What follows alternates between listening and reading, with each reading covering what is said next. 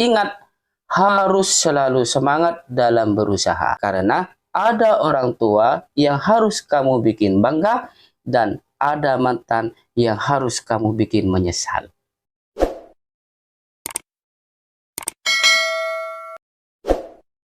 Assalamualaikum warahmatullahi wabarakatuh. Saudara-saudara sekalian, barangkali ingin memulai usaha tapi bingung melangkahnya dimulai dari mana. Ada beberapa tip yang bisa kita bagikan. Yang namanya mulai, tidak ada istilah mulai itu langsung mudah. Pasti ada kesulitan-kesulitan karena sebelumnya tidak pernah mengalaminya. Ibarat kita ada di satu wilayah yang tidak pernah kita tempati sebelumnya, maka kita akan bingung. Sama tetangga belum kenal, terus tempat tinggal juga belum ada, terus masalah keuangan juga harus kita perhitungkan. Lain halnya kalau kita ada pembimbing yang sebelumnya atau bisa dikatakan partner atau mentor, maka dia bisa memberikan arahan kepada kita. Nah, untuk saudara yang baru mulai, tip yang pertama yaitu pasrahkan diri semua kepada Allah. Dengan memasrahkan diri kepada Allah, maka hati akan terasa lega. Mungkin ada kesulitan-kesulitan, namun dengan keyakinan bahwa di jalan pasti oleh Allah akan dipertemukan dengan bidang usaha yang sesuai dengan kita, maka insya Allah hati akan merasa tenang, akan merasa tegar, dan akan merasa kuat. Sehingga kesulitan apapun yang kita hadapi tidak akan terasa sulit. Yang kedua, menentukan jenis usaha. Apakah kita mau menjual barang atau mau menjual jasa? Apakah usaha yang akan kita tekuni banyak dilakukan oleh orang lain atau itu berupa usaha baru? Dengan mengetahui jenis usaha, maka kita tentu akan dapat memperkirakan risiko yang akan kita hadapi dan kelebihan dari usaha tersebut. Sehingga dengan mengetahui risiko dan kelebihan, kita dapat memperkirakan strategi apa yang tepat untuk meminimalisir risiko dan memaksimalkan kelebihan-kelebihan. Sehingga dengan demikian, insya Allah dapat kita perkirakan langkah-langkah yang tepat. Dan satu lagi, untuk menentukan usaha, lebih baik kita memilih yang sesuai dengan passion kita. Karena jika hanya ikut-ikutan saja, dikhawatirkan nanti di jalan kita akan berhenti karena merasa bosan atau tidak sesuai dengan bidang kita. Namun, jika yang kita jual prospeknya memang bagus, meskipun tidak sesuai dengan passion, insya Allah passion akan berubah dengan sendirinya. Karena sejatinya, pendapatan yang besar akan mengubah pendirian passion kita. Yang ketiga, riset pasar. Tentukan terlebih dahulu siapa target pasarnya, lokasinya di mana, dan yang ketiga persaingan. Hal ini sesuai dengan poin yang kedua, namun lebih spesifik. Seperti contoh, kita mau jualan makanan ringan, seperti pentol, cireng, seblak, batagor, dan seterusnya. Namun, setelah itu, kita tentukan lokasinya di mana.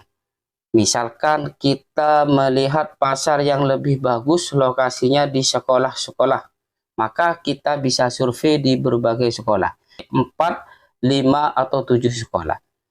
Lalu kemudian kita lihat calon pesaing-pesaing kita. Dengan melihat kira-kira dari jualan itu, orang-orang yang sudah jualan di sana, jualan apa yang paling ramai dan jualan apa yang paling sepi. Kemudian kita pelajari juga mengapa jualan itu ramai dan mengapa juga jualan yang satunya itu bisa sepi.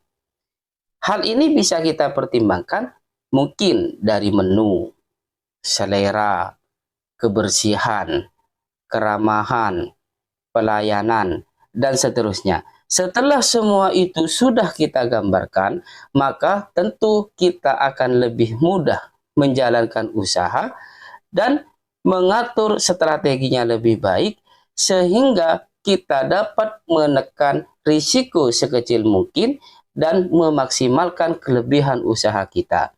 Dengan begitu, insya Allah jalan usaha kita akan lebih baik. Yang keempat, buat rencana kekurangan dan kelebihan usaha kita.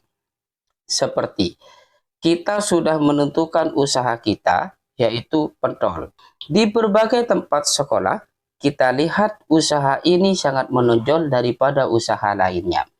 Lalu kita lihat kelebihannya itu apa? Kita unggulkan kelebihan dari usaha kita, rasanya lebih unggul daripada yang lainnya. Dan hal ini bisa kita lebih unggulkan lagi dengan memberikan variasi, seperti pentol goreng, sate pentol, sosis pentol, dan seterusnya. Sehingga usaha kita bisa mengimbangi kompetitor yang ada di sekitar kita. Kemudian kita lihat juga kekurangannya.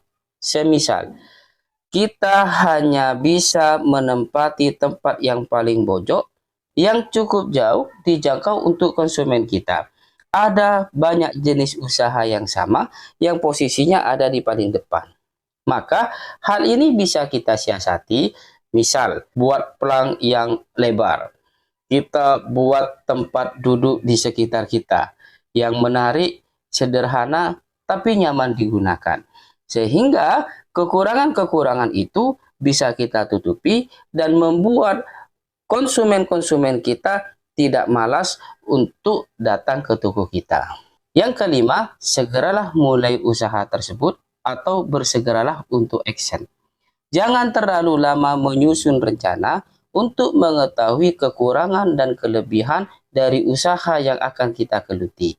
Sebab kekurangan dan kelebihan yang sebenarnya akan betul-betul kita lihat setelah kita memulai usaha tersebut. Setelah kita memulainya, akan terlihat dalam diri kita banyak masalah yang sebelumnya tidak tercover dalam pikiran kita. Oleh karenanya, membuat strategi yang begitu lama, menyusun rencana yang begitu lama, itu tidak berguna jika tidak segera memulai usahanya. Yang keenam, evaluasi. Seiring dengan temuan yang sudah kamu dapati di jalan tentang kekurangan dan kelebihan, hal itu bisa dievaluasi secara berkala, perbaiki secara bertahap, dan insya Allah nanti kemampuan kita akan semakin berkembang, kecakapan kita juga akan semakin berkembang. Hal ini bisa dilakukan dengan konsultasi kepada orang yang lebih berpengalaman. Kalau kita tidak bisa menemukan orang yang bisa ditanyakan secara langsung, maka bisa kita buka di media sosial. Mungkin kita akan dapat pencerahan-pencerahan yang bisa membangun usaha kita untuk lebih baik lagi. Ingat, harus selalu semangat dalam berusaha, karena ada orang tua yang harus kamu bikin bangga dan ada mantan yang harus kamu bikin menyesal. Yang ketujuh, dan ini yang terakhir, selalu mengharap keberkahan dari Allah, selalu mengharap keridhaan dari Allah. Jangan sampai usaha yang kita jalani mengganggu terhadap ibadah kepada Allah. Selalu bersedekah agar dapat keberkahan dari Allah. Dan untuk poin yang terakhir ini, dalam hal bersedekah, bisa Anda mulai dari yang paling sederhana, yaitu like, subscribe, komen, dan share channel ini. Terima kasih yang sebesar-besarnya. Assalamualaikum warahmatullahi wabarakatuh.